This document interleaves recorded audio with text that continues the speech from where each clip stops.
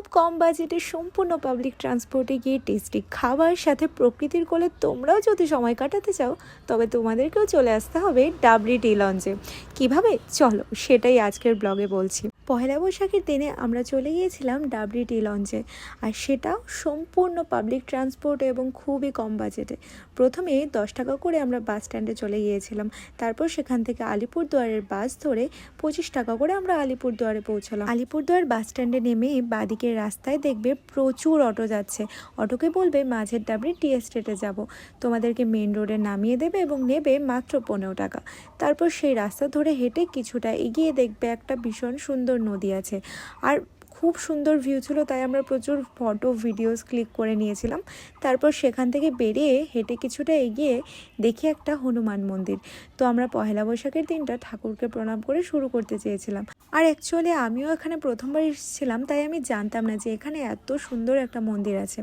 সেখানে ঠাকুরকে প্রণাম করে বেরিয়ে আবার টোটো ধরলাম। সেখানে প্রচুর টোটো অ্যাভেলেবেল আছে, তোমরা উঠে পড়তে পারো। আর আশেপাশের ভিউ এনজয় করতে করতে আমরা চলে আসলাম ডাবরি টি লঞ্চে, আর টোটো নিয়েছিল মাত্র 10 টাকা। তারপর আমরা ভিতরে ঢুকে দেখি একদম চা বাগানের মাঝখানে আছে এই রেস্টুরেন্টটা। ভিতরের অ্যাটমসফিয়ারটা তো খুবই সুন্দর ছিল, আর পয়লা বৈশাখের দিন বলে একটু ভিড় ছিল, অন্যদিন হয়তো আরও ফাঁকা থাকে। তবে ভেতরে ঢুকে বসে আশেপাশের ভিউ দেখে তোমাদের মন কিন্তু ভালো হতে বাধ্য। একটা স্ক্যানার থাকবে, সেখান থেকে তোমরা মেনু কার্ড স্ক্যান করে দেখে নিতে পারো।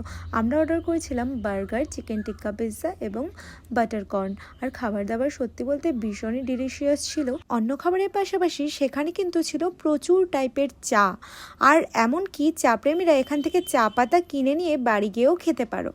তারপর আমরা বেরিয়ে পড়লাম এবং পাশেরই একটা চা বাগানে গেলাম আর ভিউ এনজয় করলাম। এত সুন্দর লাগছিল, বিকেল বিকেল হয়ে গিয়েছিল আর অ্যাটমসফিয়ারটা আরও বেশি সুন্দর হয়ে গিয়েছিল। তারপর সেখান থেকে আমরা বেরিয়ে পড়লাম এবং আমরা ঠিক যেভাবে এসেছিলাম সেম প্রসেসে আমরা বাড়ি ফিরে গেলাম। আর এভাবেই পয়লা বৈশাখের দিনটা আমরা ঘরে বসে না থেকে খুব সুন্দর একটা সময় কাটালাম। তো বাই, আবার দেখা হচ্ছে নেক্সট ব্লগে। Bye bye.